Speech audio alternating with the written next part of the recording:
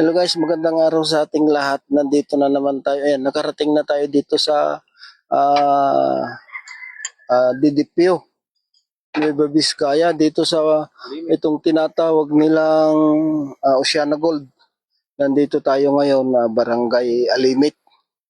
Ito yung ating pinuntahan katulad nung nasabing namin kanina nung nandun pa tayo sa doon sa bandang kinainan natin doon sa falls.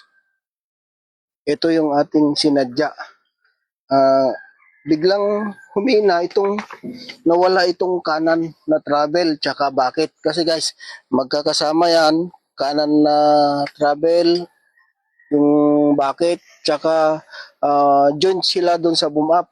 Kaya doon mo makikita yung nanghina. Ngayon, pinagpalit natin dahil individual naman yan, yung gawing kaliwa, tsaka swing, extension, yun naman yung magkakasama.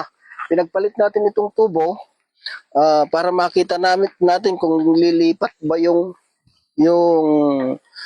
mahina.